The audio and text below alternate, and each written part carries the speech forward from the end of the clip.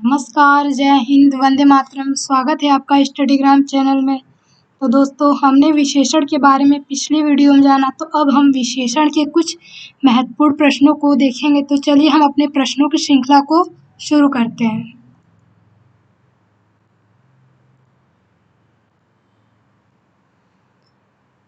प्रश्न पूछता है कि ईमानदार व्यक्ति का सम्मान होता में किस शब्द में विशेषण है। तो इसमें बताना है कि इसमें विशेषण क्या है। व्यक्ति विशेषण होगा, सम्मान विशेषण होगा, या फिर ईमानदार होगा, या होता है। तो इसमें कौन सा शब्द है कि जो विशेषण है। तो हम जानते हैं कि जिस शब्द की विशेषता बताई जाती है, यानी संज्ञा सर्वनाम जिसकी भी विशेषता बताई जाती है, उसे हम विशेषण कहते हैं। तो यहाँ व्यक्ति का क्या हो रहा है, व्यक्ति कैसा है, ईमानदार है। तो व्यक्ति की विशेषता बताई जा रही है कि व्यक्ति कैसा है, तो इसलिए यहाँ पर ईमानदार ऑप्शन सी आपका सही उत्तर होगा। तो यह ईमानदार आप शब्द विशेषण होगा। चलिए नेक्स्ट प्रश्न है। नेक्स्ट प्रश्न पूछता है कि किस क्रम में परिमाण बोधक विशेषण है। अब परिमाण बोधक विशेषण बताना है। तो पहला ऑप्शन है कि आज मैंने अधिक केले खा लिए, उस पुस्तक को पढ़ो, मोहन 2 लीटर दूध पी गया, या ऑप्शन डी बोलता है कि सोहन 5 केले खा गया। तो इसमें परिमाण बोधक विशेषण क्या है। तो हम जानते हैं कि जहाँ पर लीटर, मीटर, किलो, ग्राम ऐसे नापतोल शब्दों का बोध होता है, वो आपका परिमाण बोधक विशेषण है। तो ऐसे शब्द आपको किस ऑप्शन में मिल रहे हैं। तो बिल्कुल यहाँ पर ऑप्शन सी आपको दिख रहा है कि मोहन 2 लीटर दूध पी गया। तो ये आपका परिमाण बोधक विशेषण है। नेक्स्ट प्रश्न है कि यह लड़का बहुत होशियार है। रेखांकित शब्द में कौन सा विशेषण है, यानी यह शब्द बताना है कौन सा विशेषण है। सार्वनामिक विशेषण, गुणवाचक विशेषण, परिमाणवाचक विशेषण, या फिर संख्यावाचक विशेषण। तो यह क्या है। तो हम जानते हैं कि यह एक सार्वनामिक विशेषण है, इसलिए आपका ऑप्शन है यह सार्वनामिक विशेषण के अंतर्गत आएगा। हम सार्वनामिक विशेषण जानते हैं कि वह शब्द जो संज्ञा से पहले प्रयोग होकर संज्ञा शब्द की विशेषता बताते हैं, उसी को हम सार्वनामिक या संकेतवाचक विशेषण भी कहते हैं। तो यह लड़का बहुत होशियार में, तो यह आपका सार्वनामिक विशेषण होगा, इसलिए ऑप्शन ए बिल्कुल सही उत्तर होगा। नेक्स्ट प्रश्न है कि किस क्रम में सार्वनामिक विशेषण। इसमें भी बताना है कि सार्वनामिक विशेषण क्या है। मुझे कोई पुस्तक दे दीजिए, किसी ने उसे धमकाया, वह बहुत समझदार है, दाल में कुछ काला है। तो इसमें भी दिख रहा है कि सार्वनामिक विशेषण में वह शब्द दिख रहा है जो संज्ञा से पहले प्रयोग आकर किया जाता है। तो ये आपका सार्वनामिक विशेषण या संकेतवाचक भी कहते हैं, यानी जो भी शब्द का हम इंडिकेट करते हैं यानी संकेत करते हैं। तो यहाँ बताया जा रहा है कि वह बहुत समझदार है। कौन समझदार है, वह समझदार, तो संकेत किया जा रहा है, तो इसलिए आपका ऑप्शन सी बिल्कुल सही उत्तर होगा। नेक्स्ट प्रश्न है कि मानव शब्द से विशेषण क्या बनेगा। हमें मानव शब्द से विशेषण बनाना है, तो मानव से मनुष्य बनेगा, मानवता बनेगा, मानवीकरण बनेगा, या फिर मानवीय बनेगा। तो मानव शब्द से क्या बनेगा, ऑप्शन डी मानव शब्द से आपका मानवीय विशेषण बिल्कुल उपयुक्त शब्द है। तो आपका ऑप्शन डी बिल्कुल सही उत्तर होगा। नेक्स्ट प्रश्न है निम्नलिखित में से विशेषण चुनिए। अब विशेषण बताना है कि विशेषण इनमें से कौन सा शब्द है। भलाई, मिठास, थोड़ा, या फिर स्वयं। तो विशेषण क्या है। तो हम जानते हैं जहाँ पर संज्ञा सर्वनाम की विशेषता बताई जाती है उसे विशेषण कहते हैं। तो ये आपका ऑप्शन सी यानी थोड़ा आपका विशेषण शब्द है, और जो कि आपका भलाई, मिठास, स्वयं, ये सब क्या है आपका संज्ञा के अंतर्गत आएगा। तो विशेषण आपका थोड़ा, तो ऑप्शन सी बिल्कुल सही उत्तर होगा। अगला प्रश्न है आदर शब्द से विशेषण बनाइए। आदर शब्द से विशेषण हम क्या बनाएंगे, आदरकारी, आदरपूर्वक, आदरणीय, या फिर कोई नहीं। तो हम जानते हैं कि आदर शब्द से आदरणीय आपका शब्द उपयुक्त बनेगा, आदर से आदरणीय विशेषण बनेगा, न कि आदरकारी बनेगा, न आदरपूर्वक बनेगा। तो इसलिए आपका ऑप्शन सी बिल्कुल सही उत्तर होगा। अगला प्रश्न है कि कौन सा विकारी है। अब बताना है कि विकारी क्या होता है, क्रिया विशेषण है, या फिर विशेषण है, या संबंध बोधक विशेषण है, या फिर समुच्चय बोधक। तो विकारी क्या होता है। तो हम जानते हैं कि जिन शब्दों का परिवर्तन हो जाता है उसे विकारी कहते हैं, और जिन शब्दों का परिवर्तन नहीं होता उसे अविकारी कहते हैं। तो आपका संज्ञा, सर्वनाम, विशेषण, क्रिया, ये सब क्या होता है, विकारी शब्द होता है। और ये आपका क्रिया विशेषण, संबंध बोधक, समुच्चय बोधक, ये आपका अविकारी है। तो चलिए विकारी हम किसी और वीडियो में बात करेंगे। तो यहाँ आपका ऑप्शन बी विकारी शब्द पूछा है, तो आपका विकारी आपका विशेषण होगा। संज्ञा सर्वनाम विशेषण क्या है, ये विकारी होते हैं, और जो बाकी ऑप्शन है वो आपका अविकारी है। चलिए नेक्स्ट प्रश्न है कि सार्वनामिक विशेषण क्या है। सार्वनामिक विशेषण क्या है, जो संज्ञा से पहले आते हैं या संज्ञा के बाद आते हैं या सर्वनाम के बाद आते हैं या फिर कोई नहीं। तो हम जानते हैं जो संज्ञा से पहले आते हैं उसी को हम विशेषण कहते हैं। तो आपका ऑप्शन है संज्ञा के जो पहले आने वाले शब्द होते हैं वो आपका सार्वनामिक विशेषण या संकेतवाचक विशेषण होता है। नेक्स्ट प्रश्न है कि विशेषण किस शब्द की विशेषता बताते हैं, संज्ञा की, सर्वनाम की, या संज्ञा सर्वनाम की, या फिर कारक की। तो विशेषण किस शब्द की बताते हैं, तो संज्ञा सर्वनाम की जो विशेषता बताता है उसे हम विशेषण कहते हैं। हमने पिछले वीडियो में इसके बारे में अच्छे से चर्चा की थी। तो आपका संज्ञा सर्वनाम, आपका ऑप्शन सी बिल्कुल सही उत्तर होगा। अगला प्रश्न है कि घना का विशेषण बताइए। घना का विशेषण शब्द क्या होगा, घनाकार होगा या फिर घनी होगा या घनघोर होगा या फिर घनयुक्त होगा। तो घना का विशेषण शब्द उपयुक्त क्या हो सकता है, तो हम जानते हैं कि घना का विशेषण हम घनघोर बना सकते हैं। जैसे आज घनघोर बारिश हो रही है, न कि हम घनाकार बोल सकते हैं, न घनी बोल सकते हैं, ना ही घनयुक्त बोल सकते हैं। तो हम विशेषण शब्द का प्रयोग करेंगे तो हम बोल सकते हैं कि आज बारिश कैसी हो रही है, घनघोर बारिश हो रही है। इसलिए आपका ऑप्शन सी बिल्कुल सही उत्तर होगा। अगला प्रश्न है कि निम्न में कौन सा विशेषण शब्द है, राष्ट्रीय, स्थान, अनुभव या पुष्प। इसमें बताना है कि विशेषण शब्द कौन सा है। तो हम जानते हैं कि राष्ट्रीय एक विशेषण शब्द है, क्योंकि हम ऐसे बोल सकते हैं कि हमारा राष्ट्रीय पक्षी क्या है, मोर है। तो मोर क्या हो जाएगा, संज्ञा हो जाएगा। तो मोर क्या है, राष्ट्रीय पक्षी है। तो मोर की विशेषता बताई जा रही है कि मोर हमारा क्या है, राष्ट्रीय पक्षी। तो इसलिए आपका ऑप्शन है बिल्कुल सही उत्तर होगा। अगला प्रश्न है कि इनमें कौन सा गुणवाचक विशेषण नहीं है। इसमें नहीं बताना है कि कौन सा गुणवाचक विशेषण नहीं है, काला, लंबा, 50 या फिर युवा। तो इसमें गुणवाचक विशेषण नहीं, कौन सा नहीं है, तो हम जानते हैं कि काला भी होता है, लंबा भी होता है और युवा भी होता है। जहाँ पे हम किसी गुण, रूप, रंग, दोष जैसे शब्दों का बोध होता है वो आपका गुणवाचक विशेषण होता है।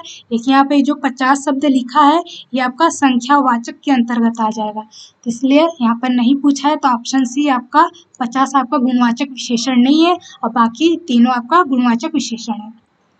नेक्स्ट प्रश्न है कि किस क्रमांक में सर्वनामिक विशेषण वाला वाक्य है। तो पहला ऑप्शन है कि ऊंची दुकान फीका पकवान, या पानी तो सबका है, मुट्ठी भर दाने के लिए भिखारी दौड़ा, या थोड़े आलू की कीमत ज्यादा है। तो इसमें सर्वनामिक विशेषण क्या है, तो यहाँ पे देखिए एक शब्द लिखा है यह पानी। यहाँ किसी शब्द को इंडिकेट या संकेत किया जा रहा है कि यह पानी तो सबका है। तो ये आपका सार्वनामिक विशेषण हो जाएगा। तो आपका ऑप्शन भी बिल्कुल सही उत्तर होगा।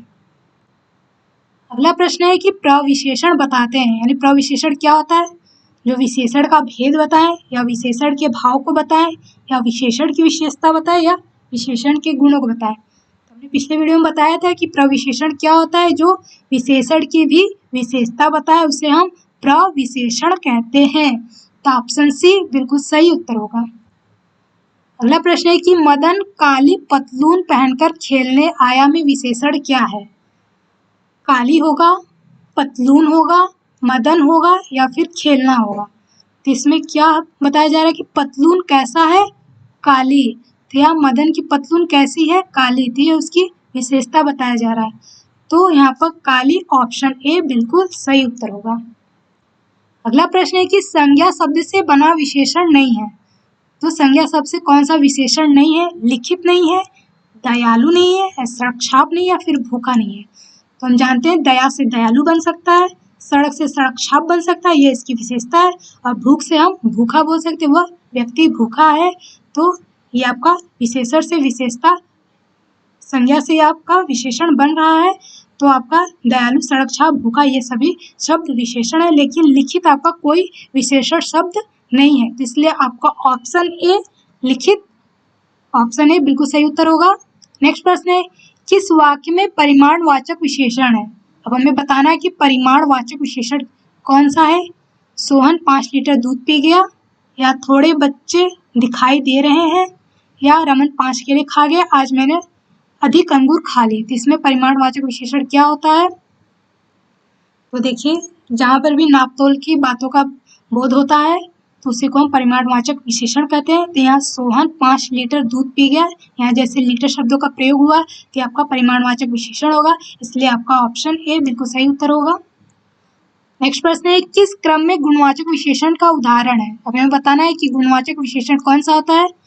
बच्चों की त्वचा मुलायम होती है, या उसने 5 मीटर कपड़ा खरीदा, उसके पास 4 पुस्तकें हैं, या उस वृक्ष को मत काटो। तो इसमें गुणवाचक विशेषण कौन सा होता है?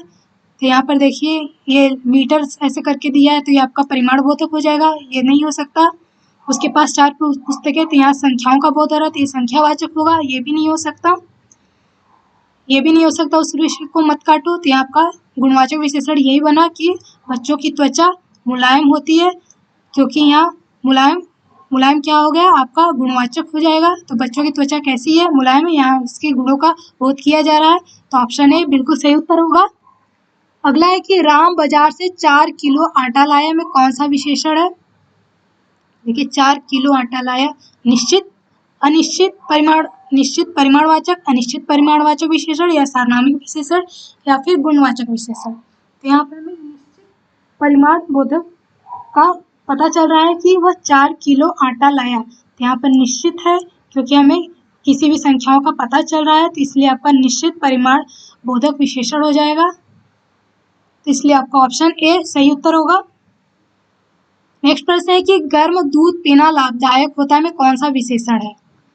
गर्म दूध संख्यावाचक विशेषण होगा, गुणवाचक विशेषण होगा, परिमाणवाचक होगा, या फिर सारनामिक विशेषण। तो यहाँ दूध कैसा है, दूध गर्म है, तो उसके गुणों का पता चल रहा है कि दूध कैसा है, गर्म है, और गर्म दूध पीना लाभदायक होता है, तो उसके गुणों की विशेषता बताई जा रही थी यहाँ पे, इसलिए आपका गुणवाचक विशेषण होगा, ऑप्शन बी सही उत्तर होगा।